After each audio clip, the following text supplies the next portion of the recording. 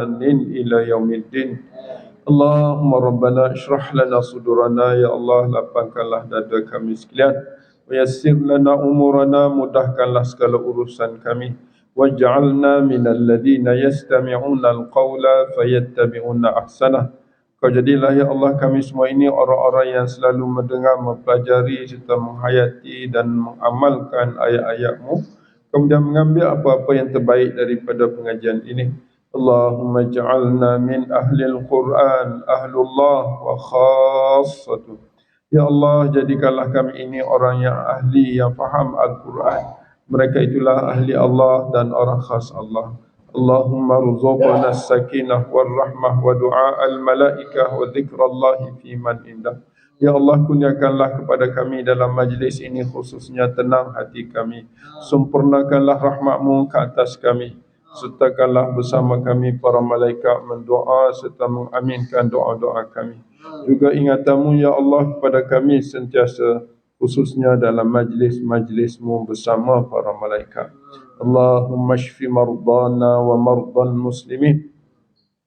Ya Allah, ya Tuhan kami, sembuhkanlah siapa jua yang udur sakit yang ada dalam majlis ini khususnya, yang mengikuti majlis ini khususnya, keluarga kami, serta muslimin muslimat seluruhnya, khususnya saudara-saudara kami yang sedang berjuang di Palestin, di Gaza sana. Allahumma hab lana hukma wa alhiqna bis salihin. Ya Allah, kurniakan juga kepada kami hikmah, yakni faham dalam agama. Wa man yu'tal hikmata faqad utiya khairan katsira. Barang siapa yang Engkau kurniakan kepadanya hikmah, pasti ia akan mendapat kebaikan-kebaikan yang banyak. Serta Engkau masukkanlah kami semua bersama-sama dengan hamba-hamba-Mu yang salih. Rabbana ighfir lana wa li ikhwanina alladhina sabaquna bil iman wa la taj'al fi qulubina ghillan lil ladzina amanu rabbana innaka ra'ufur rahim. Wahai Tuhan, ampunkanlah segala dosa-dosa kami. Ampunkanlah juga dosa-dosa orang-orang yang telah dahulu pergi bertemu denganmu, yakni meninggal dunia. Khususnya ibu bapa kami, kaum keluarga kami, guru-guru kami, sahabat handai kami, jiran tetangga kami.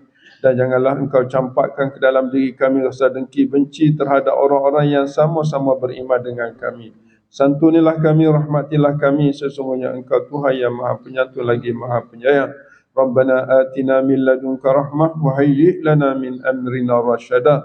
Wahai Tuhan, kurniakanlah kepada kami sekalian dari sisi Engkau rahmat-Mu, serta Engkau tunjuk pandulah kami dalam setiap urusan kami jalan petunjuk-Mu. Amin. Alhamdulillah. Ayat yang ke-27, 28 ni berkaitan dengan larangan Allah kepada orang-orang musyrikin daripada mendekati serta berada di rumah, di Masjid Haram dan di Tanah Haram. Larangan ini berlaku selepas pembukaan Mekah. Kalau kita tengok dalam tafsir, dia sebut tahun 9 Hijrah. 9 Hijrah. Pembukaan Mekah 8 Hijrah. Selepas Nabi telah menguasai Mekah. Ya ayyuhalladzina amanu, wahai orang-orang yang beriman, innama al-musyrikuna, orang-orang syirik itu najasun, najis. Tanwin itu dia panggil tanwin ganti, najasu al-qalbi. Najasun ay najasul qalbi, maknanya hati mereka najis. Kenapa? Hati mereka menduakan Allah, mensyirikkan Allah. Jadi dengan sebab dia itu najas, setengah ulama mengatakan najas tubuh dia sendiri itu adalah najis kerana dia hidup sebagai hamba tetapi tidak kenal Tuhan yang menciptanya. Fala yaqrabu, itu dia punya kaitannya. Fala yaqrabu, maka tidak dibenarkan mereka mendekati al-masjidal haram, masjid haram. Ba'da amihim hadha, selepas tahun ini. Tahun ini ni tahun 9 Hijrah. Hadha, tahun inilah. Jadi disebabkan pemutusan kerjasama ataupun putus mereka kena keluar daripada tanah haram, maka ada di antara orang-orang Islam yang berniaga dengan mereka dan masih lagi ada kaitan dalam perniagaan, mereka tidak ingin memutuskan hubungan ataupun tidak ingin berpisah ataupun masih lagi membiarkan orang-orang yang syirik itu mendekati rumah Allah atas sebab-sebab perniagaan. Lalu Allah sebut dalam ayat berikut, wa in khiftum, dan jikalau kalian takut, bimbang, khawatir, ilatan, ilah tu khiftum ilah, ilah maknanya menjadi miskin, ilatan makna miskinan, jadi miskin kerana putus perdagangan dengan mereka. Dalam ayat ni Allah beri jaminan kepada orang beriman, fasawfa yughnikumullah, maka akan mencukupkan, menjadi kayakan kamu oleh Allah. Dari mana Allah beri? Min fadlihi, dari kurniaannya, insya.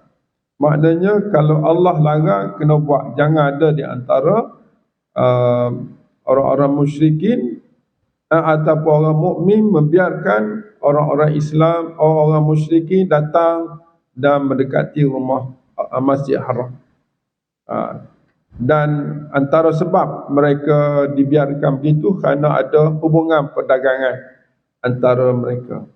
Jadi demi kesucian masjid, Allah Subhanahu Wa Taala jamin orang-orang yang buat perdagangan dengan mereka itu akan diberi kebaikan daripada Allah secara langsung.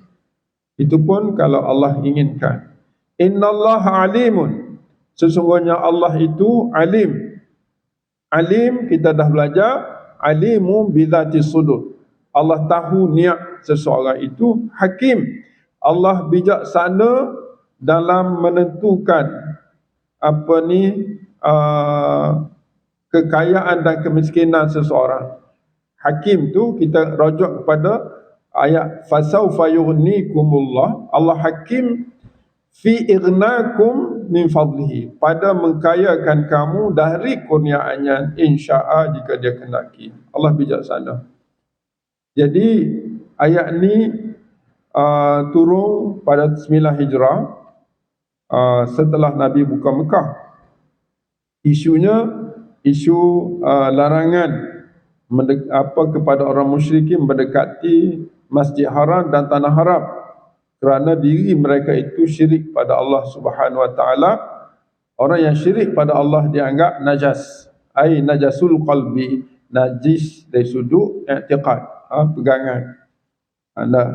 Dan ada dikatakan najis az-zati, tubuh dia sendiri najis disebabkan dia tidak tunduk taat pada Allah Subhanahu Wa Taala.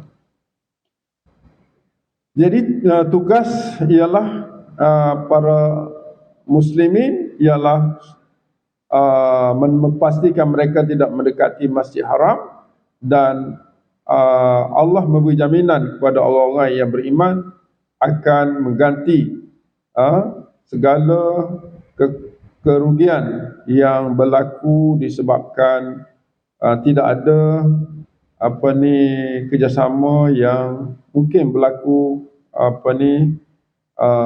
putusnya perdagangan antara mereka disebabkan mereka tidak datang ke Mekah lagi ataupun ke Tanah Haram lagi. Allah beri jaminan keuntungan daripada Allah. Habis itu qatilu, ayat berikut, qatilu itu fi'il amar. Qatilu, perangilah kamu semua, orang Islam lah, ya ayyuhalladzina amanu innamal musyrikuna najasun. Maknanya ayat 29 ni kita kena ambil lagi ya ayyuhalladzina amanu. Ya ayyuhalladzina amanu qatilul ladzina la yu'minuna billah.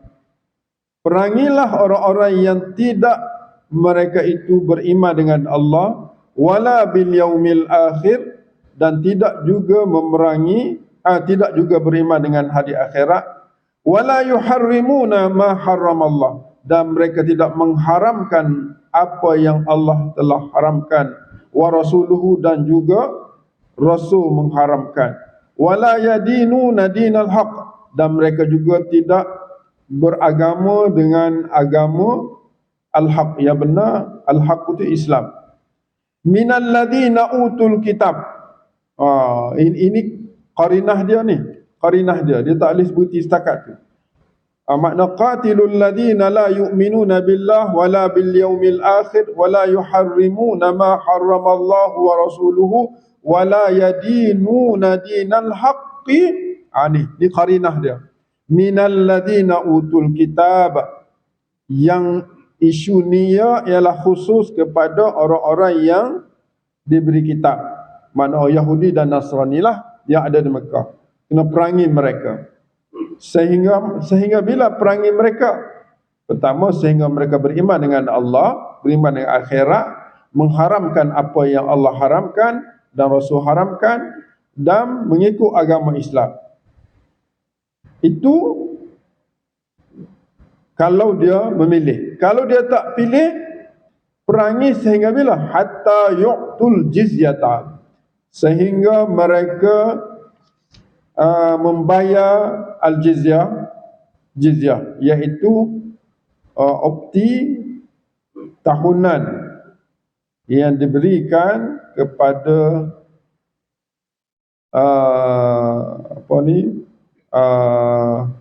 negara Islam sebagai tanda taat dan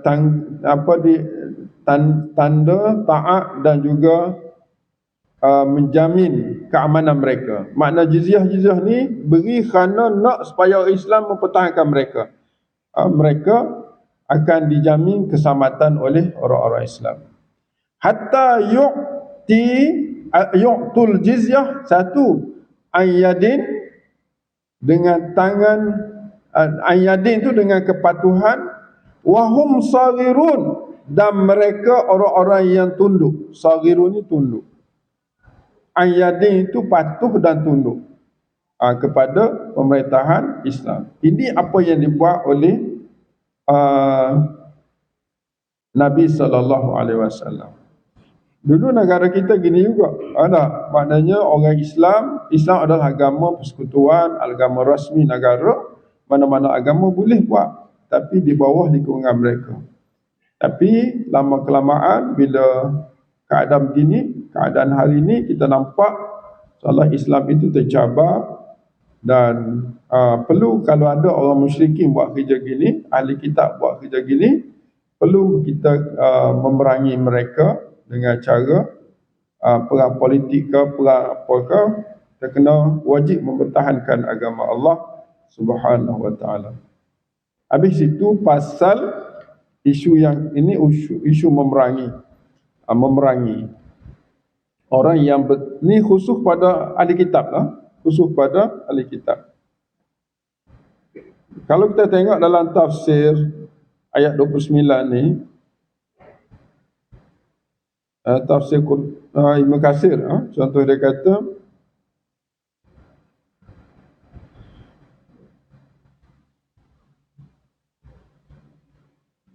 mereka itu fahum fi nafsil amri lamma kafaru bi Muhammad lam yabqa lahum iman sahih bi ahadin minar rusul wala bima ja'u bihi, innama yattabi'una ara'ahum wa ahwa'ahum wa aba'ahum fima hum fi. Setelah mereka, maknanya perintah memerangi mereka ini setelah mereka kufur dengan Nabi, tolak agama yang dibawa oleh Nabi sallallahu alaihi wasallam, maka tidak dikira mereka beriman dengan iman yang benar, walaupun mereka berpegang dengan agama yang mereka anuti sebelum ini. Tidak dikira beriman dengan benar. Maknanya kalau orang Yahudi ni, ahli kitab ni, dia berpegang teguh dengan agama sebelum dia, tidak dibenarkan juga berada di sana, di tanah haram, dan juga mereka hendaklah diperangi sehingga mereka membayar jizyah dalam keadaan mereka ayyadin, tunduk dan patuh kepada Nabi sallallahu alaihi wasallam. Ini suasana-suasana yang menjadi contoh kepada kita. Mereka beragama, mereka kufur pada Allah. Ahli kitab kufur ni, kata Ibnu Katsir, innama yattabi'una ara'ahum. Mereka bukan ikut agama yang mereka anuti daripada agama Nabi Isa dan Nabi Musa, tetapi mereka buat keputusan kufur kepada Nabi itu adalah kerana ikut pandangan mereka dan kehendak hawa nafsu mereka, dan mereka ingin kekal apa yang dibuat oleh tok nenek mereka, walaupun mereka sendiri tahu bahawa perkara tersebut adalah bertentangan dengan pegangan agama yang dibawa oleh nabi-nabi sebelum ini, apatah lagi Nabi Muhammad sallallahu alaihi wasallam. La li'annahu syara'allahu wa dinahu li'annahum law kanu mu'minin bima biaidihim imanan sahih laqadahum dzalika ila al-iman bi Muhammad. Dia kata orang ni mereka tidak ikut syariat Allah kalaulah mereka itu benar-benar beriman dengan kitab-kitab sebelumnya, kitab Taurat, kitab Injil. Dia ni ahli kitab kan. Kalau dia beriman betul-betul dengan kitab sebelum ni, sudah pasti dia akan beriman dengan Nabi sallallahu alaihi wasallam. Maka menolak Nabi sallallahu alaihi wasallam ini sebenarnya menolak kitab-kitab dia sendiri. Menolak apa yang dibawa oleh rasul-rasul dia, rasul-rasul sebelum Nabi Muhammad sallallahu alaihi wasallam. Maka dengan itulah Nabi diminta untuk memerangi orang-orang yang bermuka-muka dalam agama ini, yang dikatakan munafik Yahudi, ataupun orang-orang yang kufur di kalangan ahli kitab. Okey, lianna jami'ul anbiya al-aqdamu basyaru bihi wa amaru bittiba'ihi. Kerana para nabi sebelum ini mereka menyuruh ikut Nabi Muhammad sallallahu alaihi wasallam dan memberi khabar gembira tentang kedatangan Nabi Muhammad. Jadi dia dah tahu tu. Jadi kenapa dia kufur juga? Maka inilah dikatakan dia melakukan demikian adalah ikut pandangan sendiri dan hawa nafsu mereka. Maka orang ini kena perangi. Orang ini kena perangi.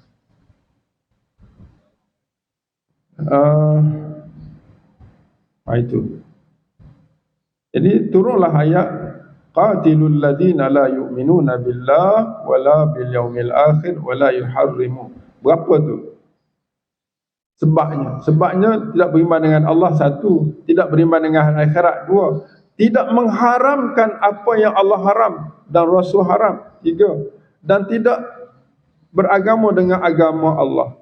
Maka orang Yahudi diserang, diminta untuk perangi sehingga mereka beriman ataupun mereka membayar jizyah. Dalam keadaan mereka tunduk patuh pada negara Nabi sallallahu alaihi wasallam, negara Islam. Hari ni tak ada lah benda begini. Tu ada perang tu. Wa hadhil ayat al-karimah nazala awwal al-amr bi qitali ahli al-kitab. Ayat ini turun di peringkat awalnya ialah untuk memerangi ahli kitab selepas ba'dama tamahhadat umural musyrikin wa dakhalan nas fi dinillahi afwaja.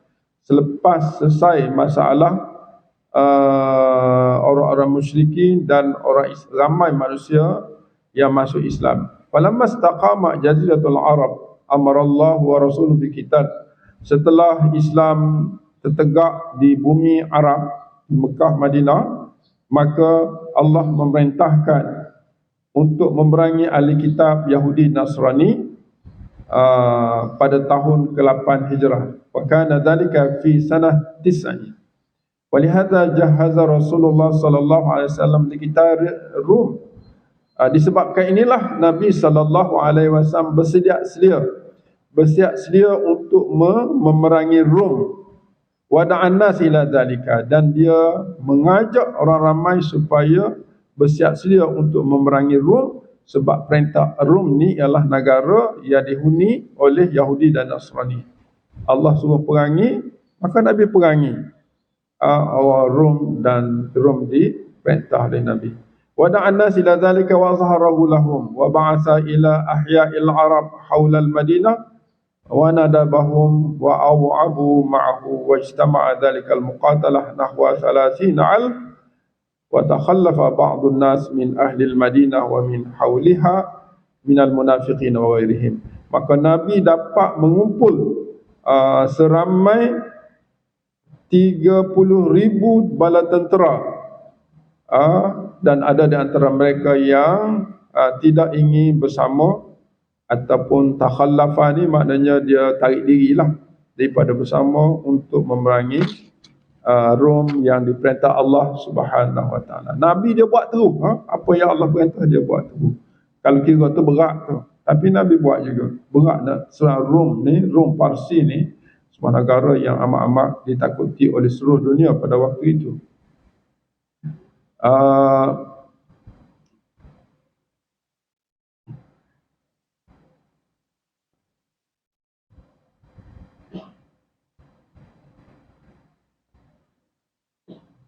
Maknanya Rom ni walaupun tidak berlaku pada zaman Nabi, dia berlaku pada zaman Khulafa' Ar-Rasyidin, tetapi dia telah bermula dengan zaman Nabi sallallahu alaihi wasallam. Jadi itu sebabnya. Qatilul ladina la yu'minuna billah, perangilah orang-orang yang tidak beriman dengan Allah, wala bil yaumil akhir, dan tidak beriman dengan akhirat. Mana Rom ni dia tak ada sifat-sifat ni. Wala yuharrimuna ma harrama, bukan sahaja di sekitar Mekah, tetapi melangkaui di sekitar di dunia luar daripada dunia Arab, iaitu Rom dan Parsi. Sehingga keluar turun ayat Ghulibatir Rum kan, surah Ar-Rum tu. Jadi kita kena baca ayat ni sampai habis sebab dia maknanya yang penting pada kita ialah qatilu tu minal ladina utul kitab, itu yang penting. Yang kedua, hatta yu'tul jizyah ayyadin wa hum saghirun. Itu poin yang mengkhususkan perintah pada ayat ini. Jadi kalau orang Yahudi ada di mana-mana hari ini pun berlaku pertemuan ini. Baik. Habis cerita tu, ayat yang ke-30 ini berkaitan dengan kejahatan Yahudi dan kejahatan Nasrani dari sudut i'tiqad. Dia kata apa? Wa qalatil yahudu, orang Yahudi berqala ni kita kata berkata tetapi beriktikad. Uzairu binullah, Uzair itu anak Allah. Nasrani pula mengatakan Al-Masihu ibnullah. Tak ada hujah pun, dia tuduh je. Zalika itu maknanya tuduhan tersebut. Qauluhum adalah kata-kata mereka, ucapan mereka, bi afwahihim, dengan mulut-mulut mereka. Bukan ada ilmu pun, bukan ada fakta pun. Itu sekadar tuduhan mereka. Yudahi'una, payah baca sikit. Yudahi'un, daha'a yudahi'una. Mereka meniru. Dia jenis ikut ya. ikut. Yudahiuna, mereka yakni sama ada Yahudi ataupun Nasrani. Mereka meniru qaulal ladina kafaru min qablu, ucapan perkataan orang-orang yang telah kafir sebelum mereka. Qablu maknanya qablihim, sebelum mereka. Lalu orang macam ni Allah laknat mereka. Qatalahumullah. Qatalahumullah tu doa tu. Maknanya Allah telah melaknat mereka. Qatalahumullah, kita kata semoga Allah melaknat mereka. Anna, bagaimana bisa, bagaimana mungkin yufakun, mereka dipalingkan dari kebaikan padahal sudah ada bukti. Maknanya orang Yahudi ni dah tahu dah dalam kitab mereka bukanlah Uzair bin Allah, Allah tak ada anak, Allah itu mereka, agama mereka telah hajar. Begitu juga Nasrani. Tapi mengeluarkan kata-kata yang syirik, yang mengkufurkan mereka dengan berkata Uzair bin Allah. Nasrani pula mengatakan Al-Masih Isa itu anak Allah. Kata-kata yang bukan daripada ilmu, kata-kata daripada perasaan, yang mereka ambil ataupun ikut-ikutan yang mereka ikut daripada orang-orang sebelum. Ini bahaya. Seolah-olah ayat ini memberi nasihat kepada kita. Kita nak jadi pengikut orang, jangan sampai agama kita tergadai, jangan sampai akidah kita rosak, jangan kita syirik pada Allah Subhanahu Wa Taala. Apa budaya-budaya yang mari pada kita, kita ikut je. Jadi itulah yang sebenarnya supaya kita mengambil faedah daripada ayat tersebut. Ayat 31, ittakhadhu, itulah sikap mereka. Ittakhadhu tu Yahudi dan Nasrani. Ahbarahum, para ulama. Ahbar ni para ulama. Mereka mengambil dan menjadikan para ulama mereka waruhbanahum rahib. Ruhban ni orang yang banyak ibadat, dia panggil ruhban. Ahbar ini orang-orang ada ilmu. Orang ada ilmu dia panggil ahbar. Orang yang ada yang buat ibadat dia panggil ruhban. Dia ambil kedua-dua mereka ini, sama ada ambil satu ataupun kedua-dua, arbaban, sebagai Tuhan min dunillah, selain pada Allah. Lagi teruk. Tadi dia kata Uzair anak Allah, Masih itu anak Allah pada Nasrani. Dan mereka mengambil, ni puak-puak Yahudi ni. Yahudi mengambil ulama-ulama dan juga orang-orang soleh di kalangan mereka sebagai Tuhan selain pada Allah. Adapun Nasrani, dia jadikan Al-Masih wal Masih ibn Maryam. Dia ambil Masih, mana Isa bin Maryam itu sebagai Tuhan mereka. Wa ma umiru, mereka tidak disuruh begitu. Umiru itu makna Taurat lah. Dalam Taurat mereka tidak disuruh demikian. Tak ada pun dalam Taurat, dalam Injil yang suruhnya illa liya'budu, agar tidak disuruh mereka dalam Taurat dan Injil kecuali supaya mereka mengabdi diri hanya kepada Allah, Tuhan yang satu. La ilaha illahu, Maha suci. La ilaha, tiada Tuhan yang disembah kecuali Dia. Subhanahu, Maha suci Allah dari mengambil anak, sama ada Uzair bin Allah ataupun ahbarahum warhubanahum arbaba min dunillah ataupun Al-Masih ibnu Maryam. Maha suci Allah amma yusyrikun, dari apapun yang mereka syirik. Sebenarnya tujuan mereka ialah dalam ayat 31 tu, 32 tu, yuriduna an yutfi'u nurallah, mereka nak hapuskan agama Allah. Nurallah tu agama Allah lah, Islam. Bi afwahihim, dengan tindakan-tindakan, ucapan-ucapan mereka. Tapi Allah bila dia nak sesuatu perkara, nak kekalkan agama, wa ya'ballah, Allah menolak. Ya'ba tu aba-aba. Aba ya'ba. Ya'ballah, Allah menolak. Ya'ba, menolak oleh Allah. Illa, kecuali ay yutimma dia menyempurnakan, dia Allah, nurahu akan cahaya Islamnya, walau karihal kafirun, walaupun membencilah ia oleh orang-orang kafir itu. Gitu. Ini satu nilai hidup yang kita nampak yang berlaku pada zaman Nabi sallallahu alaihi wasallam, yang ada jenis manusia sikapnya mengada-ngadakan secara palsu, mengada-ngadakan kehidupan secara palsu dengan syirik pada Allah, walaupun mereka itu maklum apa yang mereka buat itu salah. Mereka itu adalah orang-orang Yahudi dan orang-orang Nasrani yang syirik pada Allah. Semata-mata mereka melakukan itu ialah untuk menghapuskan Islam dan umat Islam. Apa yang berlaku hari ini memang tepat. Dia kalau bunyi Islam je, dia tak nak. Bunyi Islam je, dia usaha untuk hapuskan. Kalau kita tak ada Islam, memang pun dia sayang pada kita. Sebab syaitan sayang pada orang yang menghapuskan Islam. Selagi mana kita berpegang dengan agama Islam, lagi itulah kita akan berdepan dengan orang-orang yang begini, ataupun pengikut-pengikut mereka yang sekadar menjadi pengikut saja, tidak tahu kebenaran, ataupun kalau mereka tahu kebenaran, mereka sembunyikan. Itulah sikap dan suasana kaum Yahudi, Nasrani dan pengikut-pengikut di kalangan orang musyrikin. 3 golongan di sini, Yahudi, Nasrani dan orang-orang musyrikin. Musyrikin Mekah dan musyrikin dunia hari ini.